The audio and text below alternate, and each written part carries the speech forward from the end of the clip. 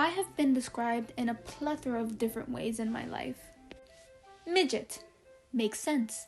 I'm a short bitch. 4'11" to be exact. Oreo. Self-explanatory.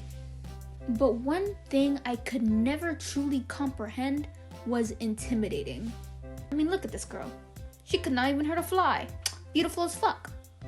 Now granted, at the time of me being told this, I did look vastly different. I had my bangs covering my eyes. I would always wear a hat as well, so that was extra covering up my eyes. It was giving emo. Very emo. Which I did like at the time, and honestly I'm very grateful that I was able to experience those emo phases and every other clothing phase that I had, so I can learn what I like and I don't like. Which a lot of kids my age don't end up doing because they're scared of the judgment of others. But back to the original topic of the video. A lot of these comments of me being intimidating were during that time of me dressing up like that.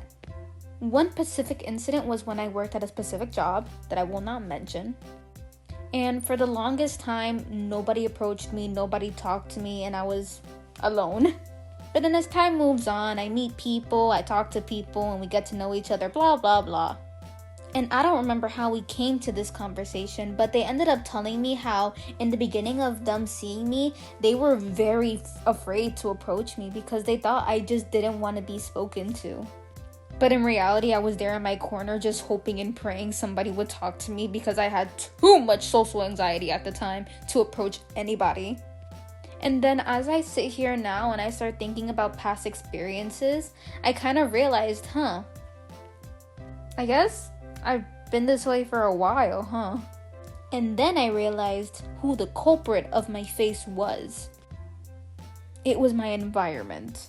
So growing up, I had to walk to school a lot of the times with my little sister, and we specifically had to take a bus to get to our school. And there were moments when grown men would approach us. One specific incident was when a grown man came up to us and just started asking us for money and saying like, "Oh, you're so-and-so's kid, right?" It was moments like those that led me to develop my face to look extremely mad and mean so people wouldn't approach me. Especially with me having my little sister, I'm not trying to have no grown men approach us. I'm just trying to get to school. So yeah, that's definitely how my face ended up developing the way that it did.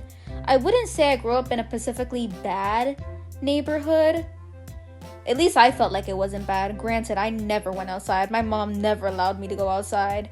But when I would tell people where I would live, they'd be like, "What? You live in that area?" And I'd be like, "Yeah." And it would always confuse me because I'm like, that's not even a bad area. But I guess apparently it's dangerous. Like one time my mom pointed out a specific gang that was near our neighborhood. But I told her that those people literally always help me bring up my groceries to the top floor.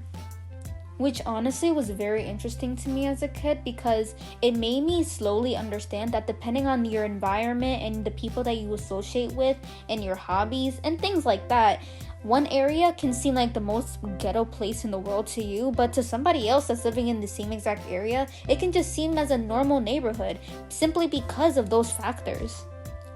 If you feel like your environment is dirty, ugly, or not good, then it's going to be perceived in those ways through your eyes because that's what you're choosing to see.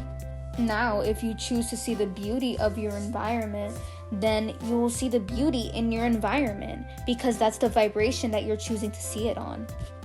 Now, I'm not about to sit here and act like there aren't places in the world that are genuinely very, very bad and do need help. But what I am saying is that depending on where you live and how bad it is very much possible for you to see the beauty in where you live and your environment. It genuinely all depends on what you feed into. If you feed into the lack mentality, then all you will receive is lack. But if you feed into abundant energy, then all you will see is the abundance surrounding you 24/7. Living in that abundant energy truly will bring that abundance to you. And I know this video started off with me talking about how I look intimidating and things like that, but I really do, in all my videos, want to influence people in a positive way so that they can elevate their vibration, so they can be happier and genuinely just feel more like a human being. Because truly, every single one of you that do end up watching this video, I do want you all to feel alive. I want you to feel in control of your body, because for the longest time, I didn't. So that's going to be my goal with a lot of the videos that I do make. To put it in other words, I'm trying to help you break out of the matrix. But also have my silly little drawings here to demonstrate everything as well. So it can be entertaining, but also educational, but also entertaining.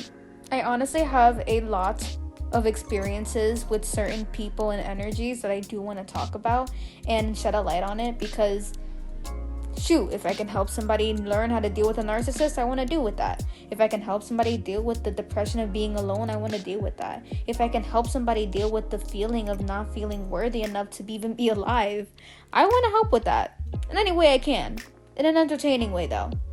And yeah, I hope you guys enjoyed the video.